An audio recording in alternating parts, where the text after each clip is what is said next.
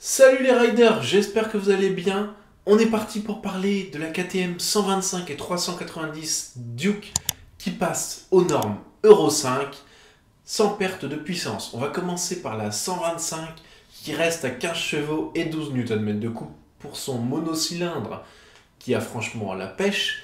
Et ça c'est bien, un monocylindre ou même un bicylindre, parce que c'est vrai qu'en 125 les 4 cylindres c'est un peu très mou. Qu'est-ce qui change pour cette mouture? Déjà, passage à l'Euro 5, deux nouveaux coloris en soi. Bon, pour ce qui est de la partie châssis, rien ne change. On est toujours sur les WP Apex pour les suspensions, les freins Bibre. Et un poids à sec par contre de 139 kg toujours, ce qui en fait une moto très légère et du coup un petit peu fun pour une petite cylindrée. Donc c'est quelque chose d'assez intéressant. Pour le prix, alors là par contre on est dans le haut de gamme des 125. Elle était à 4 990 € et elle passe à 5 250 €. Donc on est à peu près au même prix que la MT 125. Bon, pour un équipement de toute façon équivalent avec ABS, écran TFT, éclairage à LED. Bon voilà pour cette petite 125 et aussi deux nouveaux coloris. Le coloris noir-gris, en gros avec pas mal de noir, du gris, un petit rappel d'orange parce qu'on est quand même chez KTM sur le treillis et à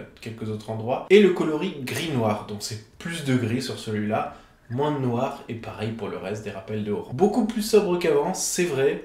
Moi personnellement j'aime bien quand les trucs sont sobres, donc je suis pour, mais c'est vrai que ça va déplaire à pas mal de gens qui aiment bien justement les couleurs très pétantes de chez KTM, je pense. Mais après les goûts et les couleurs c'est toujours pareil, à vous de voir. Lâchez le petit like et l'abonnement, ça fait plaisir, merci. Ensuite je vais vous parler un petit peu de la 390 Duke qui elle aussi passe à Euro 5 avec toujours son monocylindre de 44 chevaux et 37 Nm de couple. Franchement, c'est une moto très agréable à conduire, qui a pas mal de coffres pour une petite cylindrée. En virage avec ses suspensions WP Apex, son freinage plutôt correct et son poids très réduit de 150 kg à sec, ça en fait une moto vraiment agréable à conduire et qui se débrouille très bien. Si vous êtes plutôt bon pilote, vous pouvez mettre la piquette à beaucoup plus gros que vous, parce qu'avec son poids, son empattement réduit, c'est très facile d'aller très vite en virage et il y a de quoi s'amuser. Donc si vous habitez dans des régions à petit virolo, franchement c'est un choix plutôt correct. Oui, cette année, en option, il y aura possibilité d'avoir le Quick Shifter, donc shifter à la montée et à la descente. Sur les autres modèles, on est aux alentours de 300 €, donc j'imagine que l'option sera à ce prix-là. Pour l'instant, ça, c'est la seule information qu'on n'a pas. Pour le prix de la moto, on est sur 6 140 €, ce qui n'est pas beaucoup plus au final que la 125.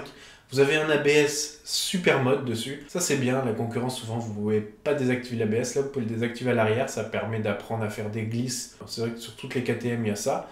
Mais je pense que les constructeurs, ça ils devraient prendre exemple et le faire sur toutes les motos parce que c'est quelque chose de plutôt cool de pouvoir un petit peu faire de la glisse de l'arrière et tout en ayant encore l'ABS actif à l'avant. Pour ce qui est des coloris, il y en aura deux, donc le coloris gris, gris avec du noir, un peu de rappel d'orange comme d'habitude, et un coloris blanc, donc c'est pareil, beaucoup de blanc, un peu de gris et de noir et du orange. Pour ces deux coloris, c'est comme pour la 125, c'est un petit peu plus partout. Moi je la trouve plutôt jolie. Voilà, ça c'est mon avis personnel, après à vous de voir, vous, ce que vous en pensez. Voilà, pas de grande révolution pour ces deux modèles. Le passage à l'Euro 5 sans perte de puissance, c'est déjà pas mal. Ce sont des motos très correctes, franchement. Si vous avez les moyens et tout, c'est plutôt des bons choix. Surtout, pour moi, la 390 en A2, qui est une très bonne moto pour l'avoir essayé. Il y a vraiment de quoi s'amuser. Le moteur est plutôt sympa. Bon, vous attendez pas des grosses vitesses de pointe et tout ça, ça reste un monocylindre. N'hésitez pas à vous abonner et activer la cloche, c'est très important, ça soutient la chaîne. Allez voir aussi sur mon Insta, je fais pas mal de petites photos et tout, là il y a un petit concours en ce moment. Sur ce, je vous dis bye les riders, à la prochaine.